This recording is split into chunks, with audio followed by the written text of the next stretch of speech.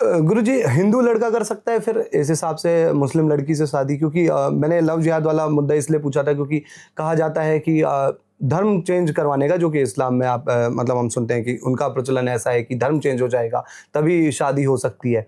तो आपके हिसाब से कोई हिंदू लड़का मुस्लिम लड़की से शादी कर सकता है, वो ठीक है? ये ठीक नहीं, ये तो महापुण्य का काम है।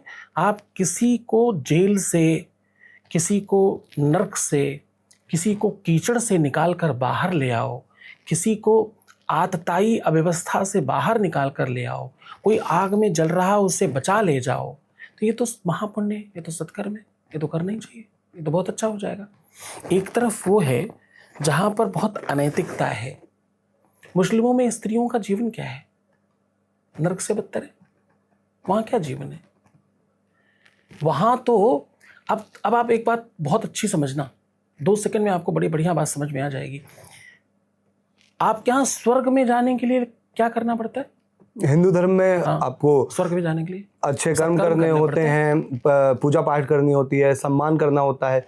जैसे कि हिंदू धर्म की मेरे को बड़ी पर्सनली एक अच्छी चीज़ लगती है, अच्छी से, मेरे दादाजी थे, मैं बचपन से उनके साथ रामायण रखी होती थी तो पढ़ता रहता था। तो उन्होंने मुझे बचपन में एक चीज़ बोली थी कि रामायण तो पढ़ते रहना, लेकिन जब आप किसी पेड़ को देखोगे तो उसको भी प्रणाम करना, जब किसी जानवर को देखोगे तो उसको भी प्रणाम करोगे तो स्वर्ग जाओगे। हाँ, तो ये कहा जाता था कि इज्जत करना। स्वर्ग में जाके क्या मिलेगा?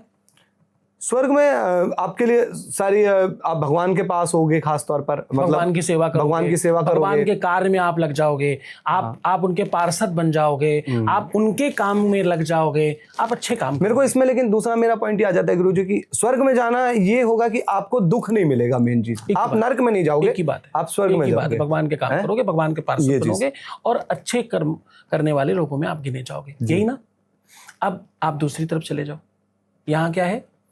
आपको अगर जन्नत जाना है तो आप पहले दुष्कर्म करो, धूर्तता करो, लोगों को काटो, मारो, बम से उड़ा दो, खुद को जाके बम से उड़ा दो, काफिरों के बीच में जाके। काफिर कौन? जो हिंदू धर्म के लोग। और वहां जाके क्या मिलेगा?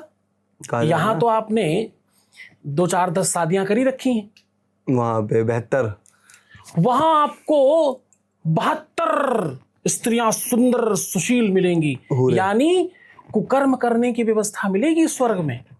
कुकर्म से ही कुकर्म का रास्ता सार्थक होएगा। ऐसा धर्म है। ऐसे धर्म से किसी को कोई बचा लाए, बाप रे, वो तो जीवन भर आरती उतारेगी। वो आप क्या देखो, वो कौन एक आ गई है गाजियाबाद रहती, क्या नाम उसका, पाकिस्तान से भाग के आई, सीमा हैदर। सीमा। अब हैदर कहाँ बची? अब तो सीमा ही बची है।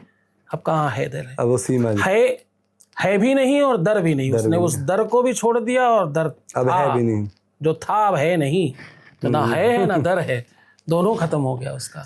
तो इन शॉर्ट, आप कुकर्म से कुकर्म की यात्रा का धर्म करते हैं इसको। यहां भी आप 10 12 15 शादियां करो, 10 12 15 महिलाओं को, बेटियों को, बच्चियों को, बेचारियों को सत्यानाश करो, और उसके बाद ऊपर भी जा करके यही कुकर्म करना है। वहां 10 12 नहीं चाहिए, वहां 72 चाहिए।